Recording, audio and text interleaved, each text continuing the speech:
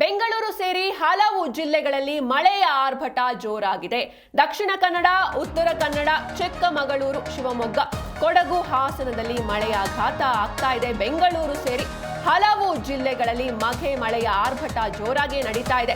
ದಕ್ಷಿಣ ಕನ್ನಡ, ಉತ್ತರ ಕನ್ನಡ, ಚಿಕ್ಕಮಗಳೂರು ಹಾಗೂ ಶಿವಮೊಗ್ಗ, ಕೊಡಗು, ಹಾಸನದಲ್ಲಿ ಮಳೆಯ ಅಬ್ಬರ ಜೋರಾಗಿರುವಂಥದ್ದು. ಇನ್ನು ಉತ್ತರ ಕರ್ನಾಟಕದ ಉತ್ತರ ಕನ್ನಡದ 11 ತಾಲೂಕುಗಳಲ್ಲಿ ಶಾಲಾ ಕಾಲೇಜುಗಳಿಗೆ ರಜೆ ನೀಡಲಾಗಿದೆ. ದಕ್ಷಿಣ ಕನ್ನಡ ಜಿಲ್ಲಾದ್ಯಂತ ಪ್ರೌಢ ಶಾಲೆಗಳಿಗೆ ರಜೆಯನ್ನ ಘೋಷಣೆ ಮಾಡಲಾಗಿದೆ.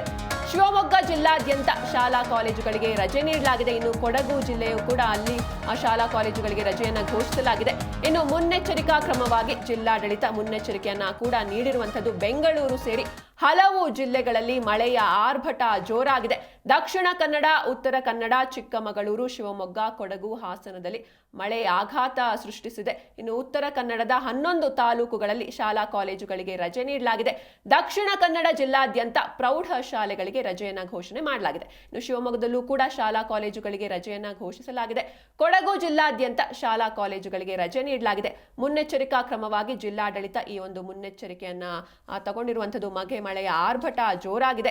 ಶಾಂತವಾಗಿದ್ದ ನದಿಗಳು ಮತ್ತೆ ಅಬ್ಬರಿಸ್ತಾ ಇದೆ. ಹಳ್ಳ ಕೊಳ್ಳಗಳು ತುಂಬಿ ಹರಿತಾ ಇವೆ.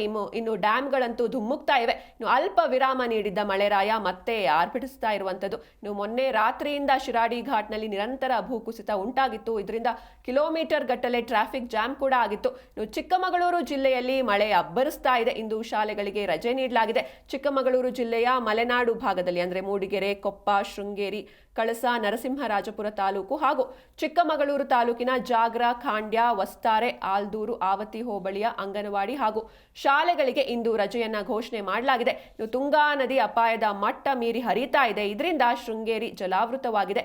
ಇವೆಲ್ಲ ಅವಾಂತರಗಳ ನಡುವೆ ರಾಜ್ಯದಲ್ಲಿ ಇನ್ನೂ 3 ದಿನ ಭಾರೀ ಮಳೆಯಾಗಲಿದೆ ಅಂತ ಹವಾಮಾನ ಇಲಾಖೆ ಕೂಡ ಮುನ್ಸೂಚನೆ ನೀಡಿದೆ. ಜೊತೆಗೆ ಉತ್ತರ ಕನ್ನಡ, ದಕ್ಷಿಣ ಕನ್ನಡ, ಹಾಸನ, ಕೊಡಗು, ಶಿವಮೊಗ್ಗ, ಚಿಕ್ಕಮಗಳೂರು ಈ ರೀತಿ ಕರಾವಳಿ ಹಾಗೂ ಮಲೆನಾಡು ಭಾಗದಲ್ಲಿ ಮಳೆಯ ಆರ್ಭಟ ಜೋರಾಗಿ ನಡೀತಾ ಇದೆ.